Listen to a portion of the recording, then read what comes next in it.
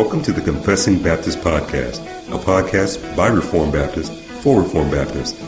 Get more headlines at confessingbaptist.com. Headlines for the week.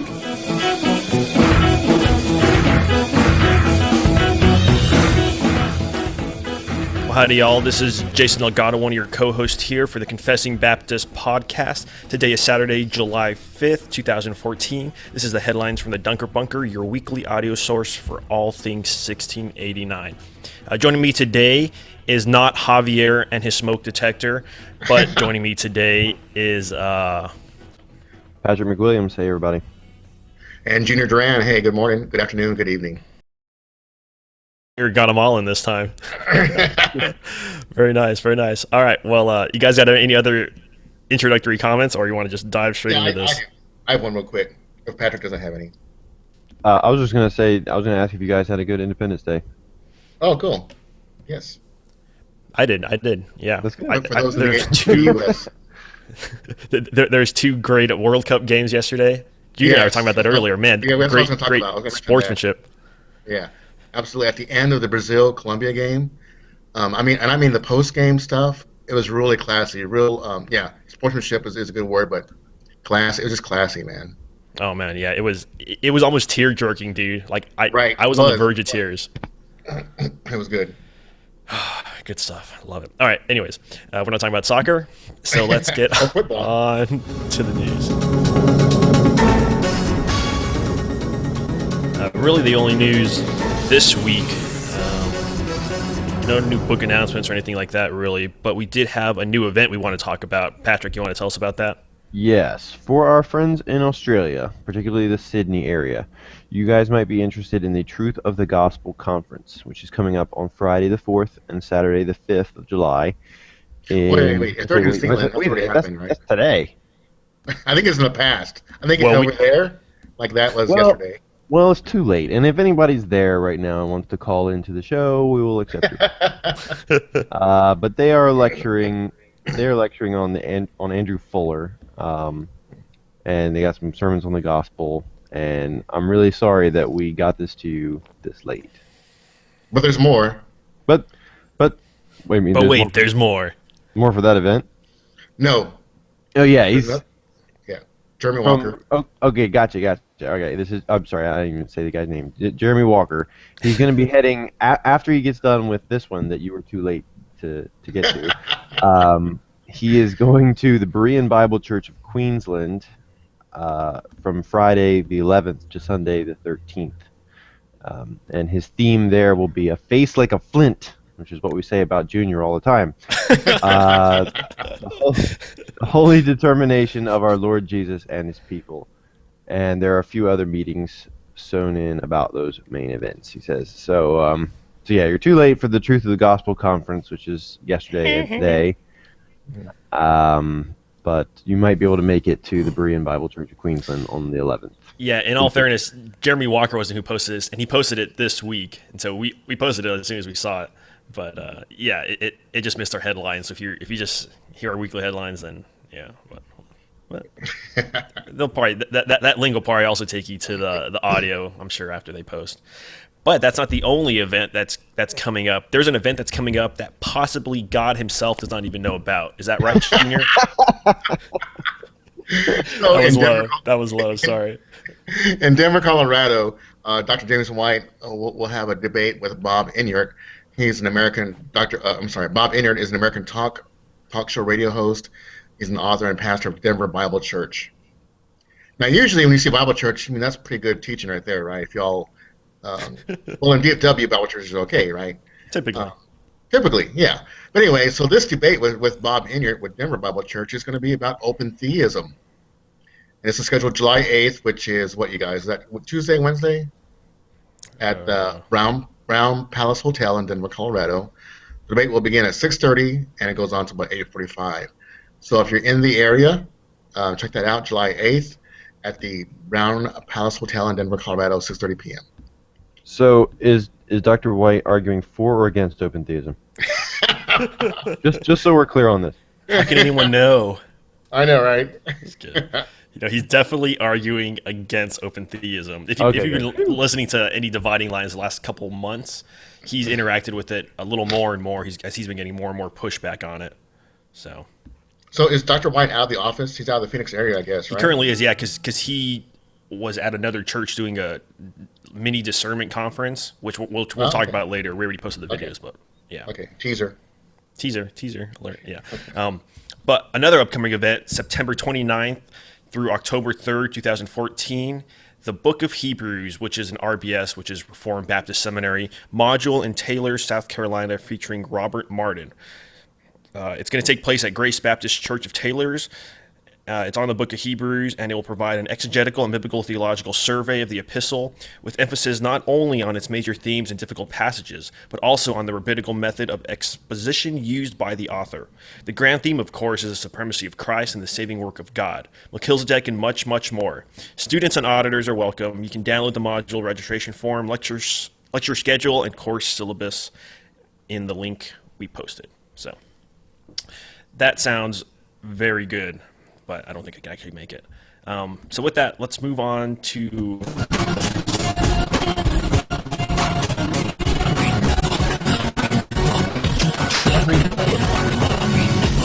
At the library where they call me.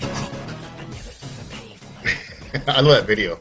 I love it. All right, Patrick, you want to tell us about the one book deal we saw this week? Sure, we do have one book deal for you, and that is Vodi Balcom's The Ever-Loving Truth. Can Faith Thrive in a Post-Christian Culture? I am going to suggest that he possibly says yes. But I don't want to spoil it for everybody, so go ahead and buy it for $2.99 in American dollars and $1.81 in British pounds. Excellent. Another excellent impression by Sir Patrick McWilliams. We also, this week, we have the audio for the 2014 Reformation Montana The Family Conference, which is now online. It features Vodi Balcom, J.D. Hall, and more. We have a link for that up there as well, and there'll be a link in this post. Yeah. Also, so on Tuesday we had our interview with Pastor Robert Truelove, and it was about taking him and his church from paedo baptism to cradle baptism. They were formerly Presbyterians. Now I think they're 69ers, and it's a really good interview, and lots of discussion on topics such as paedo baptism, of course, liturgy, sacraments, paedo Baptist arguments, and he has a different take on things. So I like the interview. Again, he has a different spin on it, and I like that. That was interesting. So check that out. That was Tuesday. Robert Truelove taking a church from paedo baptism to cradle baptism. Yeah, it's pretty interesting because we could have even made the title longer because it was the church going from like kind of Baptist to Presbyterianism to Reformed Baptist. Because at first, it was Presbyterian, it was Baptist. So it's... Man, if someone's been in that church for a long time, they've gone through quite a whirlwind. But, sounds like there's lots of good peace and unity there now, though. So, oh yeah. Now we didn't have a podcast last week just because time schedule and whatnot, so we actually wound up putting an extra one out this week. But that was also because we did a joint podcast with Cradle Covenant, the Cradle Covenant guys. We helped them with a podcast, kind of more behind the scenes. So, but we decided to put this podcast out together, and they put out their podcast on Thursday, so we put this out at the same time. Anyways, it's episode 60. It was with Carl Truman, which we know he's not a Baptist, but he talks about his book, The Creedal Imperative, and we asked him a lot of good questions, all stuff that relates to confessional Baptists and whatnot. So check out the podcast. Really good stuff. One thing I was kind of hoping the guys would do that I think they did is like, okay, he's already had some interviews on this topic before, so try to ask him some different questions or more probe or this and that. Another cool thing about it is the Cradle Covenant guys, if you haven't heard that podcast, it's a round table of 69ers. They go through books. Sometimes some of us guys join them because they're in the area. And they went through the Creedal Imperative from episodes 3 through 8. And so they asked him a lot of questions that came up in our discussions when we were talking about the book. So it was really cool to talk to the author himself about some stuff we were wondering about. So really cool stuff. I was glad that took place and wanted to be a very good podcast, I thought. So, but with that, moving on to some of the blog posts we did. Right. So John Sampson pointed us to a Ligonier article, a Ligonier Ministries article. Ligonier is a good. Oh, you still there, Junior? Yeah. Oh, there you go. So Ligonier Ministries, they have their Table Talk magazine. It's really good. I just want to recommend that to you. It's a lot better than other monthly, daily devotionals you'll get out there from other ministries. But anyway, so Roger Nicole and wrote an article on assurance, theological structures, and about the privilege of assurance, which is secured by the work of Christ for His own, and which is properly undergirded in the Reformed faith, is damaged or even destroyed in certain theological structures. And he talks about those. He lists those out, and you want to read that. It's a quick read. I'm not going to read it all to you right now, but it's a quick read, good article. We link to it again. Ligonier Ministries and Roger Nicole, one of the older Reformed Baptist guys now with the Lord, and he has a school named after him out there in RTS Orlando, I believe. So there you go. Yeah, the Nicole Institute for something. Yeah. That wasn't the only post we posted. Patrick had our totally, completely non-controversial post. Yeah, ever a magnet for controversy on my post. Tom Chantry did a series on the new Calvinism where he points out some of the problems that he sees with the movement as a whole. And he does include a lot of disclaimers as far as like not every single person in the new Calvinist movement will have all of these problems necessarily or exhibit them, and that kind of thing, but just as a whole in general, he looks at how some of the problems he sees are a lack of confessionalism, antinomianism, which might be ironic to some people who have been following some of the recent controversies over at the Gospel Coalition, charismaticism, legalism, which is just really the flip side of antinomianism. Yeah, neonomianism. Yeah. Yeah. Celebrityism, which I'm not sure is a word, but we're gonna go ahead and give him this one. Fits with the theme. Yeah, that's what preachers do in their their 10-point sermons, whatever.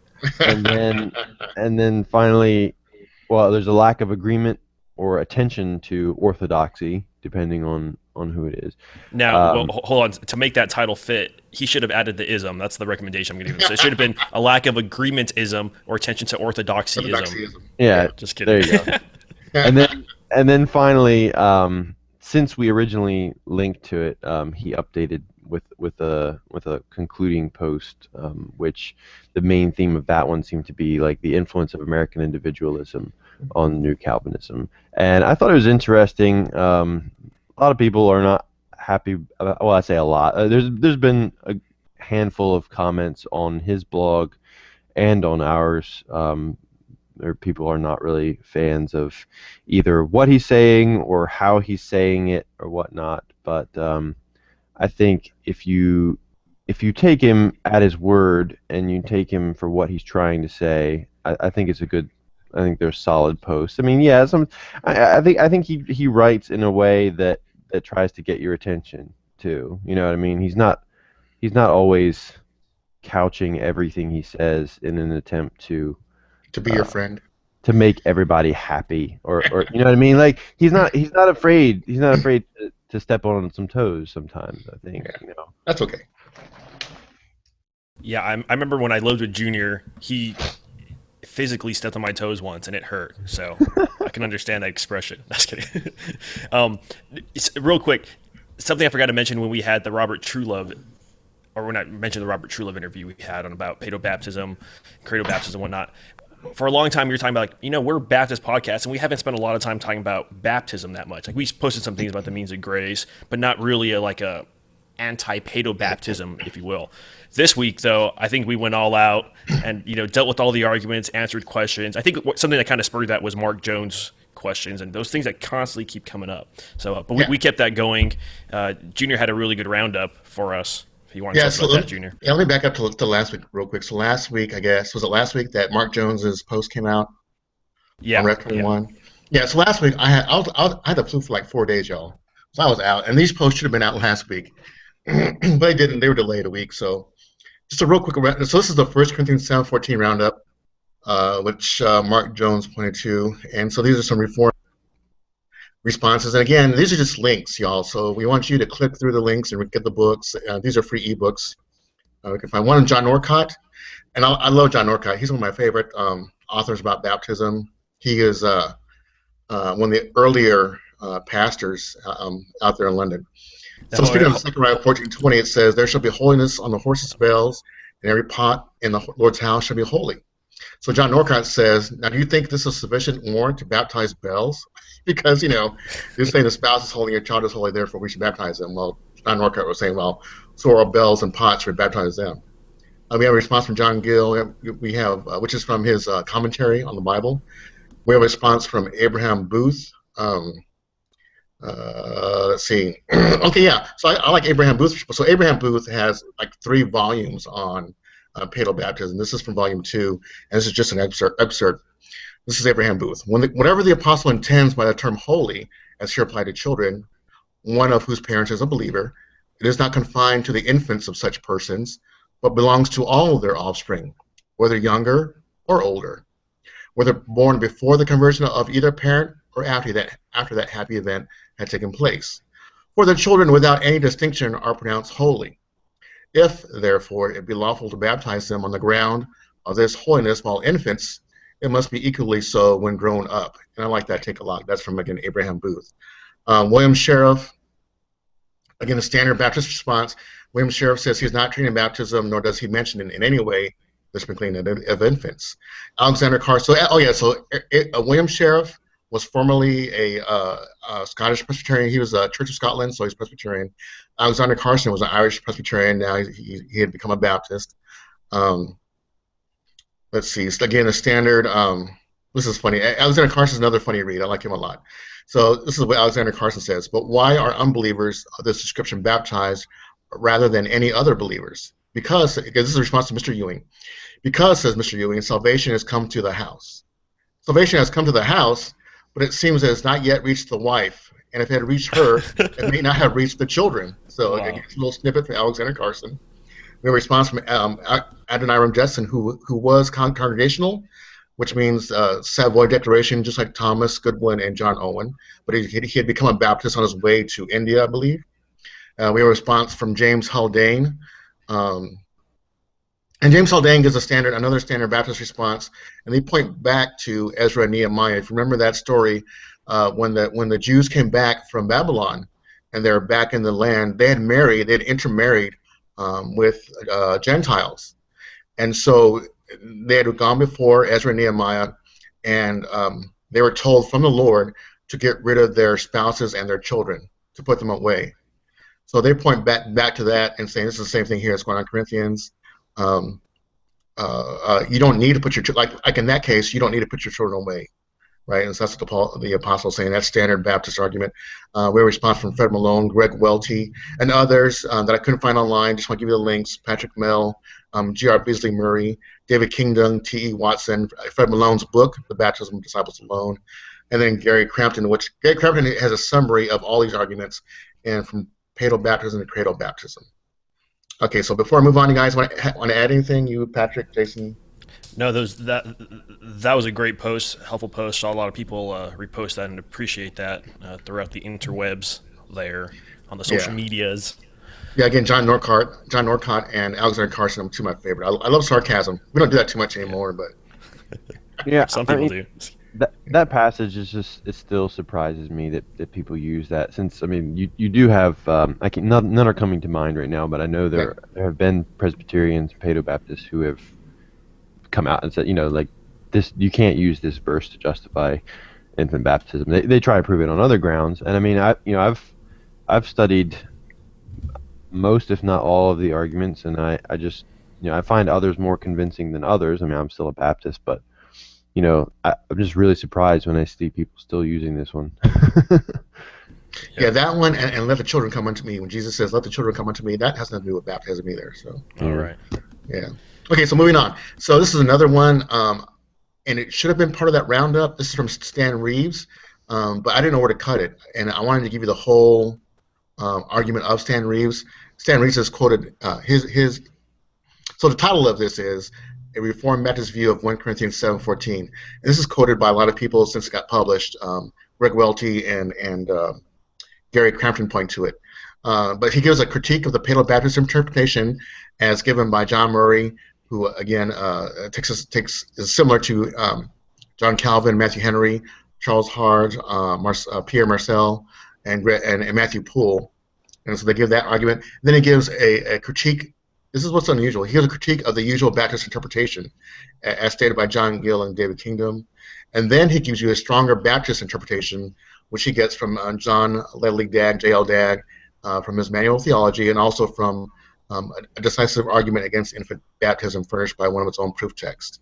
And a lot of stuff there. It's good stuff. I know Jason liked that a lot. I guess you hadn't heard that, Jason, before. True. I loved it. And then finally, last one, which I'm not sure if y'all are aware of, but this is a ARPCA booklet. This is Dr. Greg Welty. It's called A Critical Evaluation of Paleo Baptism. You can get this ARPCA booklet from Solid Ground Christian Books. We link to it, and it's also on the Founders blog, written out.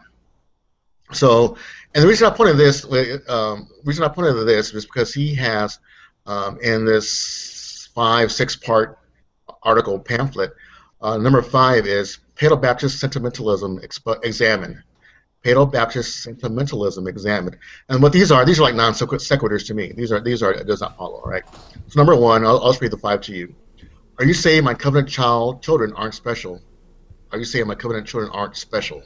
Number 2, are you saying, again, this is Paleo Baptist to Baptist, are you saying that God won't hear the prayers of my 4-year-old covenant child? Number 3, how dare you Baptists separate the children from their own parents in the covenant community? They are your own flesh and blood. And number 4, now you say as part of your so-called quote-unquote gospel that my children aren't in the covenant and cannot receive the covenant sign. Is that good news? No. So that's Dr. Greg Welty. He was at Southwestern. Now I think he's at Southeastern. He's at another Baptist college now. Yeah, I don't know. On the East Coast, but it's a good article. I love Dr. Greg Welty. He's really influenced my thinking as a covenantal Baptist. So check that article out. And thank you for your time. That's a lot of stuff. It was good stuff, though. Yeah, that was definitely worth highlighting, and I think some of those are definitely worth highlighting alone on the blog. So great stuff. And you also did provide readouts of those. So if someone wants to hear the readout of like a 22-minute readout, et cetera, things like that. So you can hear that.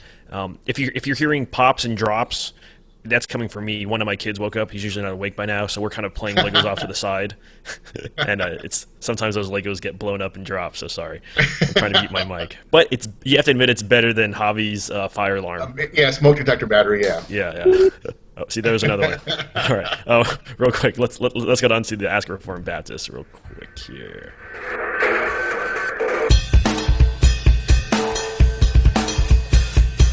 Ask a Reformed Baptist. That last sound was my child hitting his head on the wall. There have been so many issues right here. Sorry. Bad parenting. Maybe I do need to baptize my child and consider him more. I was kidding. Just kidding. If he makes a confession of faith, I will. That's right. All right. So the first one we had was actually related to our interview with Robert Truelove. He had quoted a 17th century Baptist, Henry Davers, on the question of what is baptism, and he talked about his argument was more sacramental and whatnot. So I thought it was pretty interesting. Most of the points, there were 7 points. I won't read them all off. Well, I'll read just the introductory parts of them. He basically said baptism is a sign that is preached to the eyes, which had been preached to the ears and hearts by the Scripture, respectively, the whole mystery and blessing of the gospel, as well as the duty and obligation therein. 2, baptism is sign and present repentance in the believer. 3, baptism is a sign of present regeneration in the one baptized. 4, baptism is a sign of the believer's covenanting with God to die to sin and to live for Christ in faith. 5, baptism is a sign of God's covenant with the believer, of the washing away of all sins by the blood of Jesus Christ.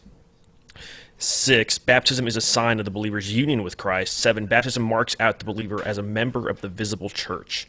So, again, showing that relationship between baptism and church membership. Good stuff. So, little highlights there from what our Baptist forefathers believed in the 17th century. But we had another good question. Or wait, was someone going to say something? I think you're getting ready to say what I was going to say. Go ahead. Oh yeah, I was going to say we had another question come up dealing with something that I don't think they dealt with in the 17th century, right, Patrick? At least not that I know of. What do you mean? Maybe I don't know what you're talking Oh, about. I don't believe that in the 17th century Christians were debating on whether or not there were such things as gay Christians. Okay. No, You see that segue there? you skipped it. I'm sorry. Okay. You do know. We'll talk about that first, and then I'll come back to what you were just talking about then.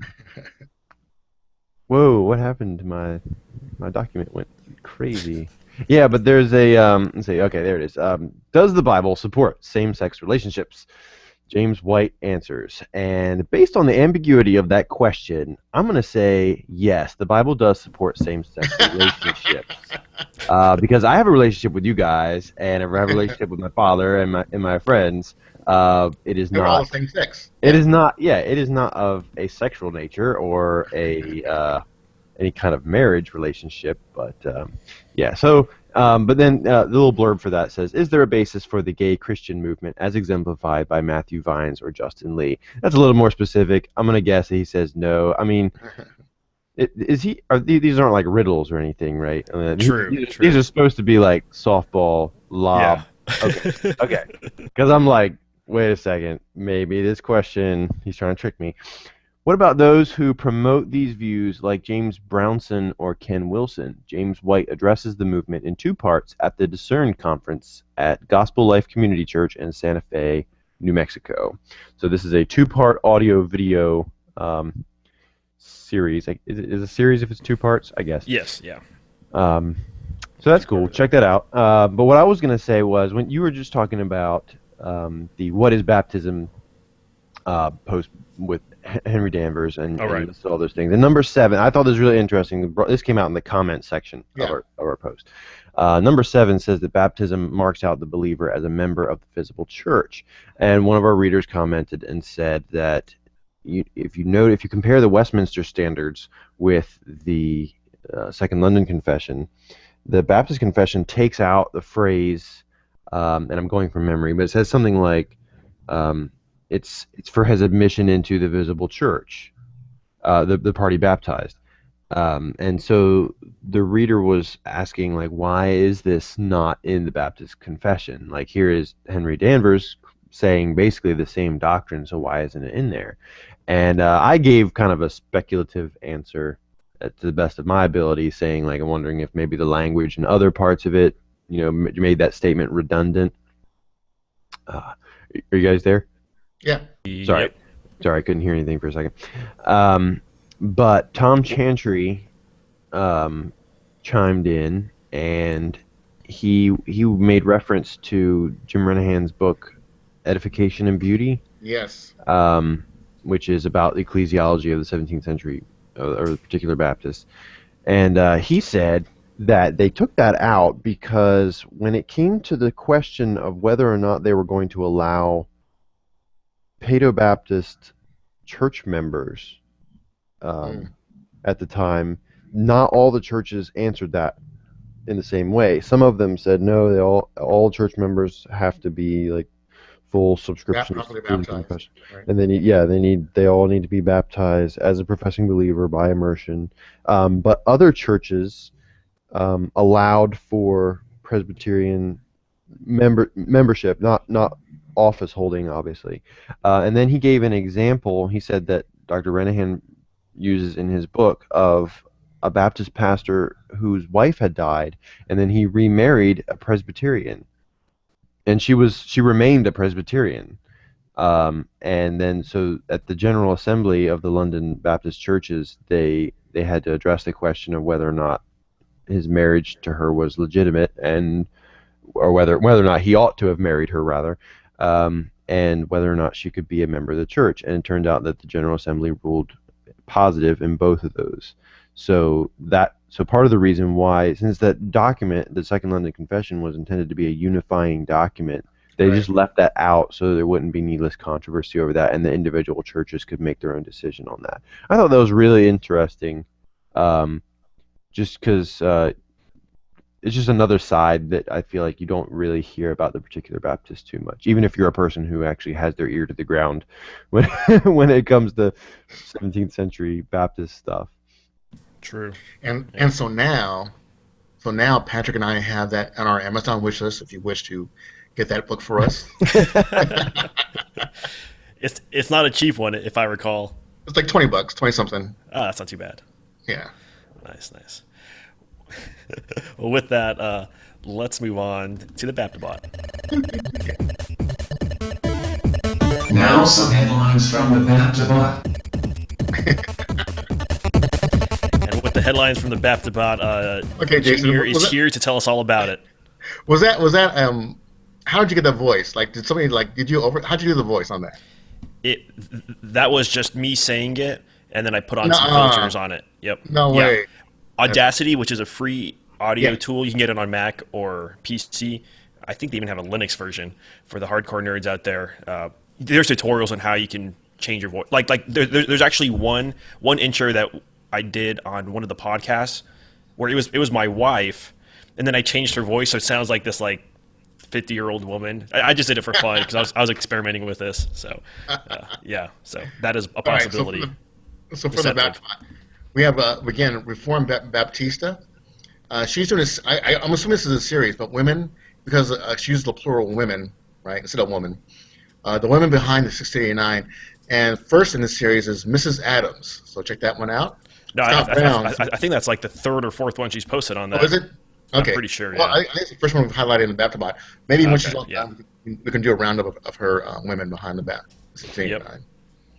Scott Brown, Pastor Scott Brown. So something helpful for a law and grace, sanctification, justification discussion, and he points us to Ernest Kevin's book, The Grace of the Law, which is an excellent book, or booklet. It's not that much of a book. Maybe it's a booklet. Thomas Chalmers and Nicholas Alford, Jesus Drives It All Away, which is a series. You want to check that out. Brian Mann, How to Prepare for a Hurricane, Spiritually Speaking. And for those of you who aren't aware, there's a hurricane on the East Coast that came up through Florida, and I think Patrick, is it gone, right? It's all gone from y'all? It's The what? hurricane. The hurricane it's gone from y'all, right? Yeah, we just got some heavy rain, but it really wasn't even that heavy. Right. So is Brian Mann. Jeff Robinson, Perseverance of the Saints and Essential Doctrine, ? And that's over at the Founders blog. Evan Burns doing a series on Judson and Fuller, comparing and contrasting. And finally, Redeemer Radio, which we featured before. Part 1, Effectual Calling with guest Jeff Oliver. So that's from the Baptibot. There you go. Yeah, that Redeemer Radio, man. I love that podcast or that radio show or whatever. So it's in my podcast feed because it's an RSS. Yeah. But yeah, great stuff. They did not have an episode this past Friday. Their episodes come out. Well, they air on the radio Friday, and they're usually out by like Saturday around noon or so. They didn't have one yesterday because it was 4th of July. So. But really, we're towards the end now, so here's some Twitter highlights we saw. Vodi Baca Ministries, they always go every year to Israel, so they're going to do that again. This is going to be February 21st through March 4th. There's no more info than what he put on Twitter. There's not an actual page, so this is just kind of FYI, I guess, mark in your calendar if you want to go. Plus, they're going to have an optional pre-tour apologetics conference. And Vodi Baca, a lot of people may not know, he's a pretty beast mode when it comes to apologetics. So, yeah. I wish he would do something about, when they interviewed him about homosexuality and race. It was really good. Oh yeah, that one that he different did on tactics the that people use and where it came RAA. from, the origins. Yeah, Yeah, that was fascinating. Yeah, it was. I wish we would do something about that. Yeah, well, give him a call and record it. Just kidding. Just kidding. He's a super busy guy like James White too, Right. so he's tough to get. Right. Anyways, also last week we posted Building Tomorrow's Church conference. The Q&A audio is now out. All the 5 main sessions were out when we posted those. We updated that post with the Q&A audio, so they posted that a little later. They said that some of it will provide a few laughs as well, so I look forward to hearing that. And then this is kind of a extremely tentative book announcement. Steve Weaver tweeted out, "My dissertation has been accepted for publication in Van der Hoek and Ruberg's Reformed Historical Theology series. I have no idea if I pronounced that right. The tentative title of his book is Orthodox, Puritan, Baptist, Hercules Collins, 1647 through 1702, and Particular Baptist Identity in Early Modern English. So if you've been listening to our podcast or following our site for the last year, you've seen us post lots of stuff from Hercules Collins, and typically it's from Steve Weaver. He's the man when it comes to Hercules Collins. And also we've been promoting a lot the Orthodox, an Orthodox Catechism by Hercules Collins. So this is some more history behind him and whatnot. Thank you. So yeah, sorry, Junior. Well, I think that's all we got. You guys got anything else? I do. I have a question for the group. Do it. Uh-oh. I got to go. So what non-religious podcast do y'all listen to, and that you would recommend others listen to as well, that you like? I guess that you like. What non-religious podcast do you like? Hold on, I'm pulling up my my podcaster. I listen to so many podcasts. Well, as I have said on here before, I really don't listen to podcasts. This one, when you guys started this one, was the first one that I ever listened to. But since I got my smartphone and it's a little bit easier for me to get a hold of podcasts, I have listened to one or two episodes of. You guys know who Dave Ramsey is, right? He does like the money financial stuff. Yeah. I mean, he has a radio show, and I guess they turned that into a podcast. So it's just like his radio show, but you can download episodes of that, and I like listening to him every once in a while. It gives me some motivation. Oh, cool. Yeah, I listen to primarily theological podcasts. Ones that aren't theological are typically like news roundups. Well, this is one of the inspirations behind the Dunker Bunker. If you don't have time to follow every feed, every post and whatnot, you just want the summary, the roundup. This is why we do this audio one, because that's easiest for some people. They can play it in their car on their way to work. They get the week's worth of news. I do that with several podcasts. One of them is the Android Police podcast. And actually, if you ever hear that podcast, sometimes they're very crude, but they give you all the Android news is there's so much, and so it's nice that they sum it all up within an hour. But this podcast format is heavily formatted after theirs. Like even their tagline I stole from them. Like theirs is Android Police. What is it? Your audio source for all things Android or whatever. So, our headline is news and events, or I forget even what it is. Whatever. I also listen to This Week in Tech. I used to listen to that, but sometimes they go too long and talk too much. So I found a shorter one, which is Wall Street Journal's Tech News. They put out, it's like 3 minutes in the morning and 3 minutes in the evening. They give you just the tech news. If I want to get more detail in a tech news, I also subscribe to Daily Tech News Show. That guy used to be on Twit, but his discussions are better. He's a little more punk rock, I guess. I don't know. I really like him. But as far as informative ones, Howler Radio is really good if you follow soccer. Okay. Howler Radio is excellent for soccer. And then one that's just fascinating is Stuff You Should Know. It's I think the Discovery Channel is behind them now, but every week it's about an hour-long show, and they just pick a topic. Like one topic was on archaeology, another one will be on what's cancer. It's just random topics, and they just, I guess, kind of fill your head with knowledge on those topics. So cool. No, what about yourself, Junior? Yeah. So in the morning, Wall Street Journal this morning is really good. I think weekly I like Alt Latino from NPR. Really good Latin round of music, new music, old music, good stuff. Alt Latino from NPR, and then also weekly is the Smoking Pipes radio show. If you're a tobacco pipe smoker, really good stuff. He has interviews on there and tips, and it's really good as well. And a monthly, which I get for free monthly, there's a subscription which I think you can get like weekly podcasts. Is the HP Podcraft podcast. It's H.P. Lovecraft era stuff, writers, science fiction. And they have it's like a radio. So they have people read you the story. It's really good. I found just so many good writers that way. Sci-fi, the H.P. Lovecraft kind of genre of writing. So that's what. But I really just want to point you all. If you like H.P. Lovecraft and that kind of stuff. It's published by Witch House Media. That's the name of the media company. But yeah, those are the non-religious, non-Christian stuff is the Alt Latino, HP Lovecraft, and the SmokingPipes.com radio. Those are the kind of ones I like. Well, there you go. There's some recommendations for the week. Yeah. Nice. All right. Well, you guys can contact us, confessingbaptist.com/contact. Go to our page, all the different ways to subscribe or social media, whatever. Different ways you can contact us, or just follow. So, all right, with that, I will roll the outro. So, peace. Good Lord's Day.